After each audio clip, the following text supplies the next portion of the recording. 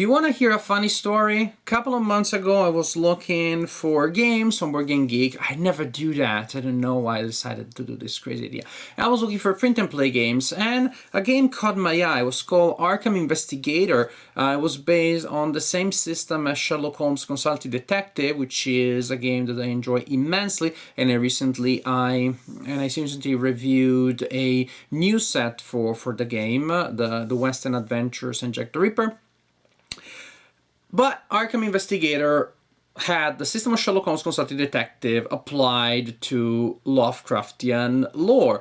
To me, that was the best of many possible worlds. I was super excited. I printed that game. It was available for print and play for free, and I enjoyed it. And I also have a video for that game. Little did I know, this is the funny part, not hilarious, funny more in look at the irony of life. Little did I know that actually the game had been published in an expanded version. That is, Arkham Investigator had been expanded with more cases, and they have been published professionally as Mythos Tales. So I knew that I had to try this game. Because Arkham Investigator, I like the system because it's the same as Sherlock Holmes Consulting Detective, but the adventure that was in there, the story, was very atmospheric. I think it captured Lovecraft to an acceptable degree. I mean, it sounds negative, but you can't be Lovecraft. Just let's face it. If I say it's just as good as Lovecraft, don't trust me. I'm being mind control. So it's an acceptable Lovecraftian remake, but the story was a little too easy. The mystery was a little too easy. So I like the system. I like the idea. I wanted stories that were more challenging and more interesting. And then I discovered Mythos Tales. Now, what do you find in here? First, you find cards, and I'm not going to tell you what they're for, because like in so many of these heavily narrative games, there are a lot of possible spoilers, so I have to be vague about certain things. Like in Sherlock Holmes Consulting Detective, you're going to have fictional newspapers detailing events that allegedly happened in Arkham in the day that you are investigating, so you have to read carefully, and there may be clues hidden in here, and you have to read carefully and figure it out. This is different from Clue. It's different from Clue that there's a card and you know that the card is either a clue or not. That is, either is it's a clue, but either is the right one or not. In a certain sense, excluding it still gives you information. Here, you read an article, you have no idea whether the article will do something for you, will help you solve the case, which is precisely like it should be, like in a real detection. This is a game like the previous games in this family that really feels like investigating a natural case, because the clues are buried in a mountain of other information, and there are no obvious pointers to what matters and what doesn't. It's all left to you. Now you have these fictional magazines that are really good for creating, the atmosphere, a sense of like, whoa, being there, an immersive feeling. But maybe just because I played the Western Mysteries and the Jack the Ripper Mysteries the previous week, and I saw the quality of those newspapers, these ones were not nearly as evocative. If nothing else, because the newspapers in Sherlock Holmes Consulting Detective, the base game, and the West End and Jack the Ripper Adventures are printed on worse paper, which works much better here. They're printed on flimsier, not glossy paper. You have to be careful. You're afraid of breaking them, which is precisely like you would expect. You would expect from a magazine, from a newspaper. From a newspaper, you had the feeling that it's something that wasn't meant to last, just something to deliver information when it was published. So those magazines, those journals, why do I say journals? Because those newspapers, those fictional newspapers in Sherlock Holmes Consulting Detective, they really feel, even from the tactile point of view, like authentic, or more authentic than these ones. And then, of course, so the paper is not glossy, so you do not have like a glare. Whereas these newspapers are better, which means that they're worse. They're better from the point of view of the components because they're glossy. They're like the paper is the color of the paper is whiter, and precisely because of that, they're less atmospheric. They're less thematic. They work a little less well than the ones in the other games in the system to create a sense of theme. And I would say that pretty much actually there will be a pattern here of me complaining about the components looking a little too good, a little too modern, a little too slick, a little too polished. And again, if the lamp is producing a glare as I'm looking at the components that are supposed to bring the world of Lovecraft to light, that's that place that goes against the atmosphere. Everything should be opaque. You shouldn't have things that look so like smooth and shiny. We have the Arkham, Massachusetts directory, which is necessary, as you know, for games in the system. I'm not going to talk about how the game works mechanically because I already made 2 videos, one for Sherlock Holmes Consulting Detective and one for Jack the Ripper and the West End Adventures. So here we have the necessary obligatory directory, which you use to discover the clues. The map of Arkham, which you need to get a sense of where things are, calculate distances, could that character have been able to go from A to B, what did the character see, etc., etc. I'm looking for location on the map that may have certain characteristics that I know may have to do with the case. Oh, the joys and agony of having to be vague. But here's the map. As you can see, again, my only complaint is that it looks a little too good, too modern, too gamey. But it looks good. It looks really good, which is not always a plus. So, mixed feelings here. Really looks good, but if this was for another game, I don't know, for a Euro game, that would be great. I place cubes here and I take control of certain locations. That would work perfectly. I build my buildings, longest road. No, that's another game. There's a Euro gamey feel to that map to it. Here we have the instruction, the rulebook, and I'm okay if this one looks modern because it's not what I'll have to deal with when I get immersed in the story. And then we had the investigation book, singular form. And this is a new thing because in the other games in the system, usually the cases come in individual booklets. I assume that printing them all in a single book maybe cut the cost because you didn't have to print a cover for all of them. On the other hand, it does make the investigation book with all the cases look like a manual for a role-playing game. It really reminded me of like the first manual for Call of Cthulhu that I read some springs ago. Just looked like this one. So the cases are presented in the book, one after the other, so you kind of also have to make sure that you don't mistakenly read the paragraph for one rather than another.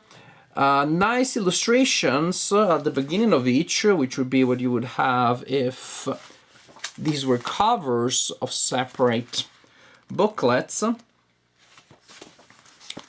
And then you have for each case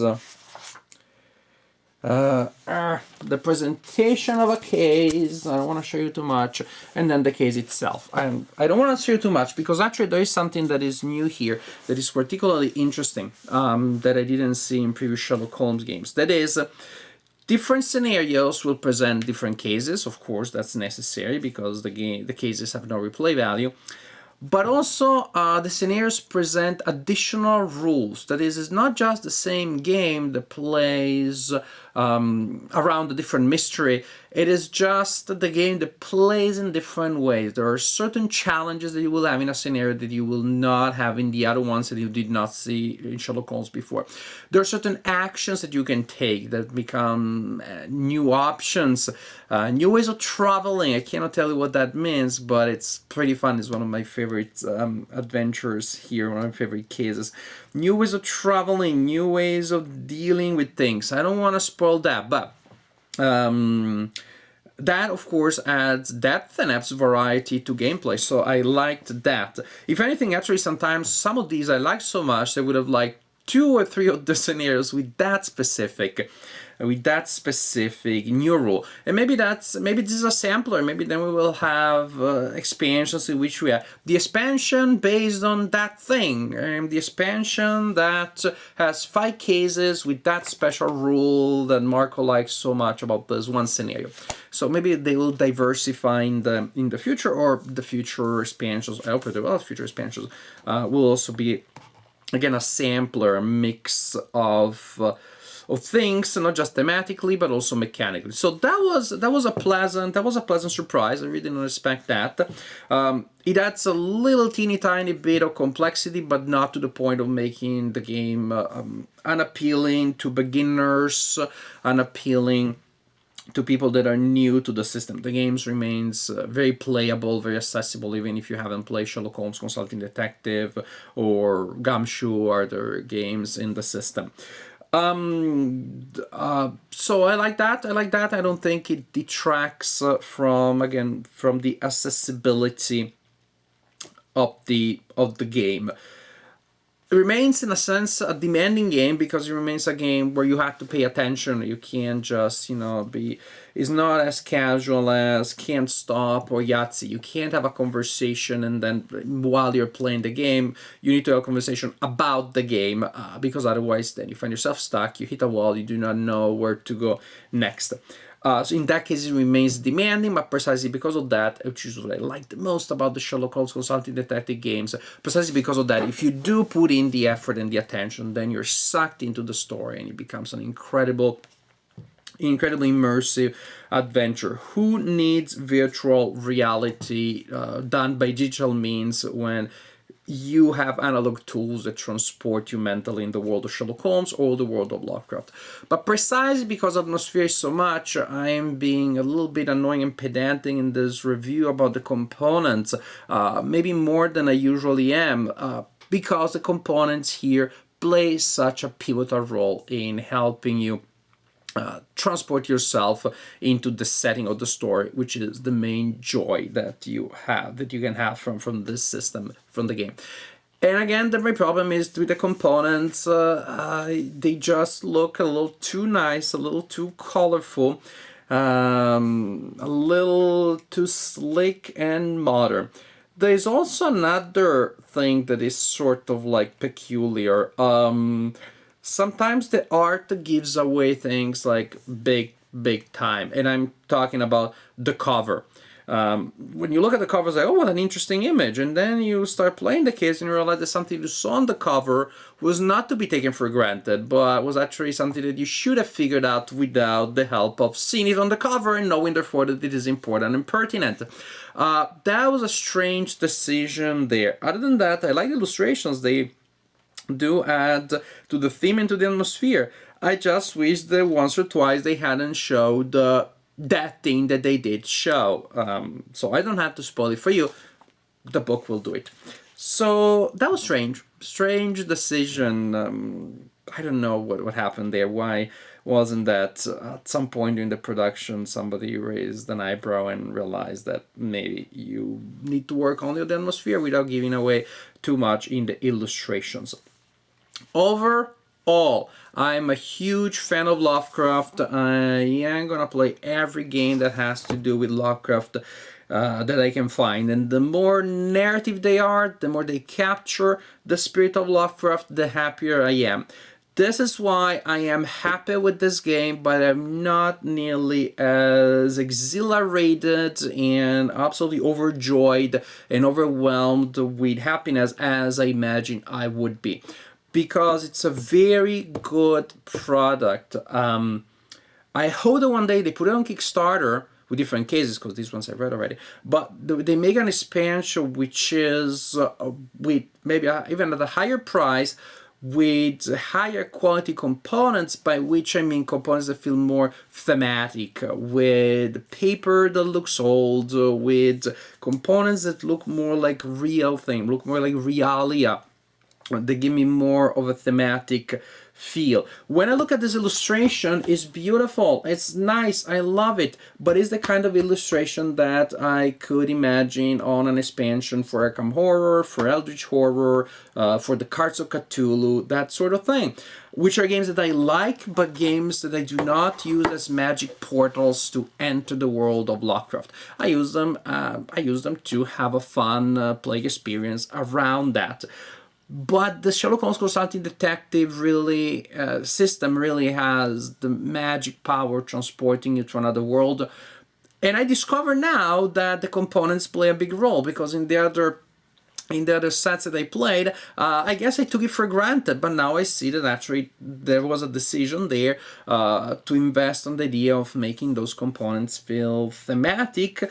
Here the components feel like the components of a board game based on Lovecraft rather than the components of a narrative, really immersive, interactive form of storytelling. So, good product. It could have been so much better if the components had felt more thematic and more atmospheric. Other than that, if you like Lovecraft, if you like Sherlock Holmes Consulting Detective, definitely give it a try, because for all the complaints that I expressed, there still remains a very good game in the system, a very good implementation of the system, and definitely a fun adventure for anybody who enjoys macabre stories and Lovecraft in particular.